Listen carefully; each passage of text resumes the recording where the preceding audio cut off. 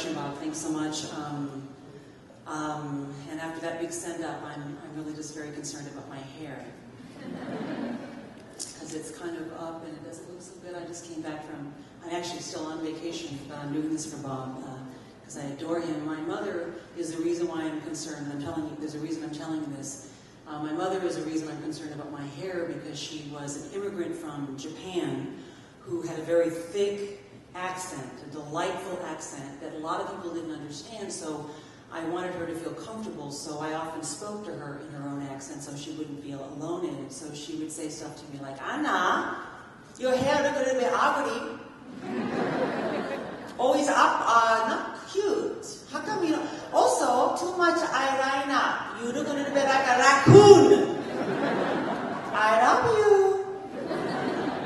So,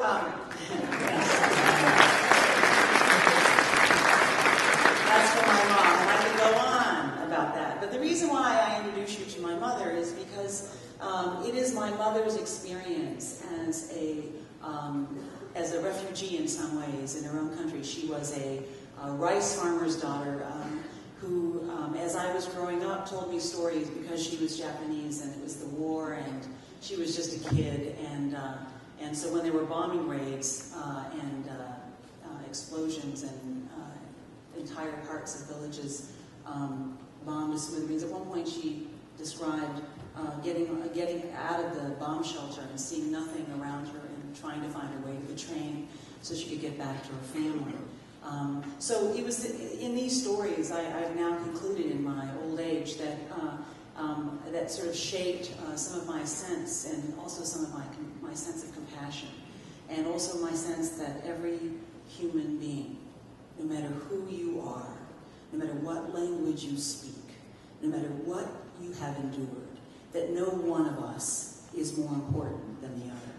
That every one of us has value and worth and mission and purpose. And this sort of sense that is sort of a part of how I think made it really impossible for me to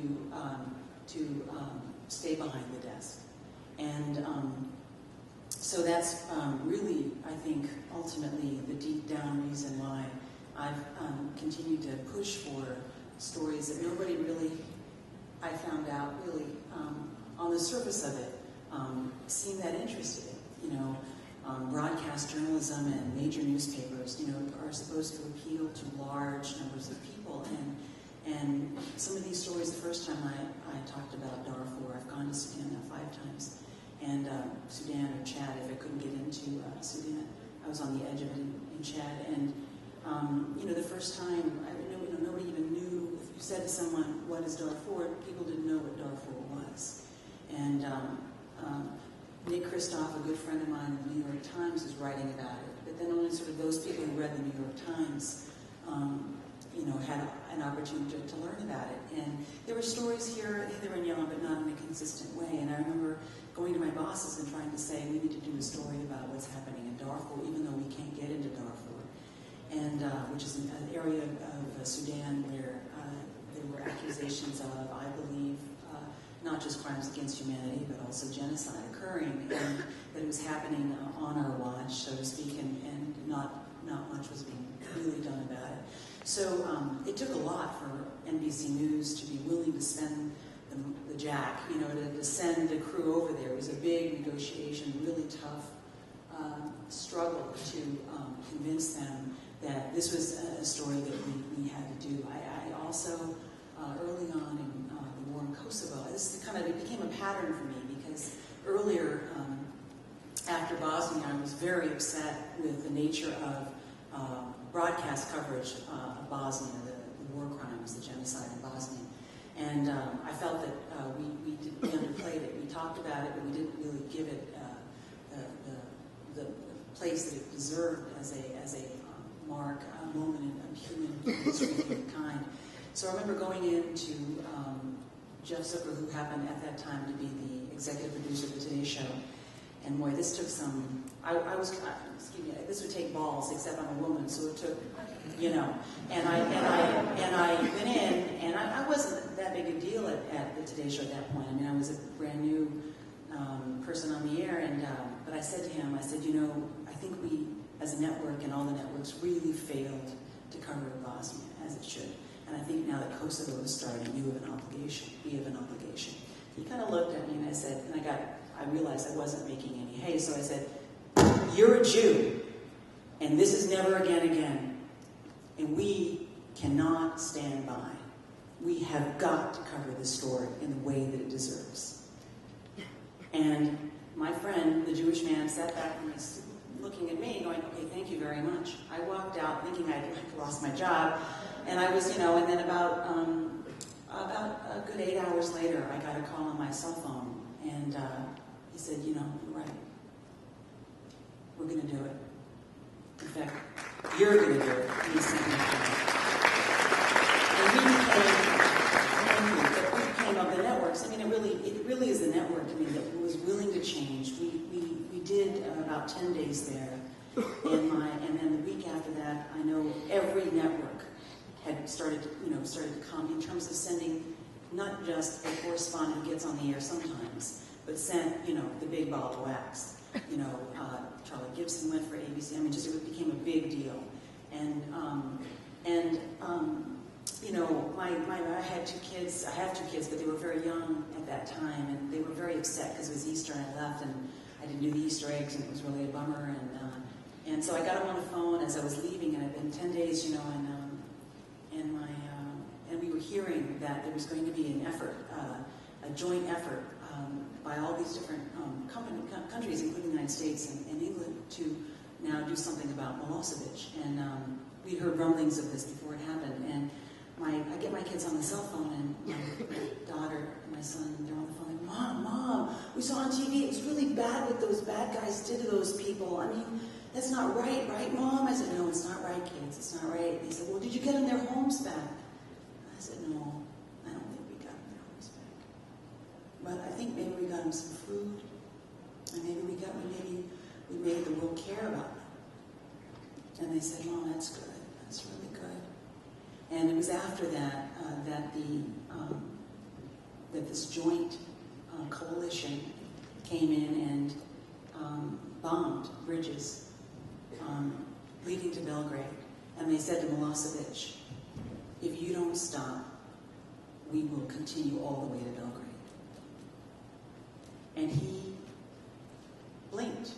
And it is the first case, I believe, in history when, and I stand to be corrected, but in my efforts and I've looked very deeply into history and to genocide, I believe it is the first time that the world has stopped, the outside world has stopped genocide. And too late, but but it stopped. And it didn't end suffering, but it mattered. And I think that's the question I think that we are now faced with. You know, it once was that crimes against humanity and genocide were a part of war. Rape was a part of war. It's what was supposed to happen. Now we understand it is a crime against humanity. We have an international criminal court. We've seen the history of the Nuremberg trials, and we know that this is not okay, and that we as a world are going to stand up. Well, the difficulty now is that we have so rarely really stood up.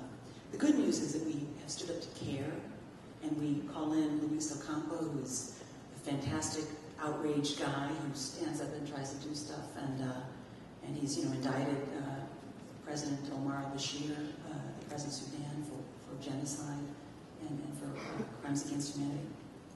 But he's still the president of Sudan, and he's not been tried. So it's a struggle. And I think that what I've learned is that the media, whatever it turns into, as it is today and whatever it will become, will be, I think, key in helping us not just be informed, but evolve. Evolve into a humankind that stands up and refuses to watch people killed, raped, tortured, brutalized because of something they were born in this world to be. This is a measure of of who we are and what we stand for. And if we don't stand up and against that, then who are we anyway? So I think that the media is, or whatever you want to describe, whatever the word is today, as the media starts to change, those of us who are in the profession or in the work of informing others, I think if there are any stories that I think we're obligated to do, I think it's these stories. To give voice to those who are the least among us, who are unheard, who are invisible to the world.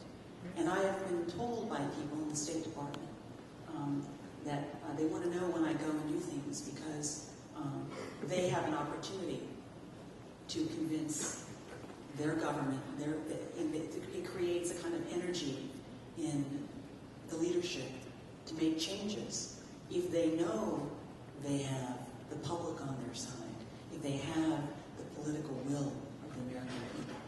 So I think there's a kind of hand-in-glove relationship, and I'm not sure I've really fully examined it in the way that is most useful to you. But I hope to some degree what I've said has been useful, and I can tell you much more, but I think I should stop so that we have time for questions. And I appreciate your attention, and I look forward to your questions presently. Thank you.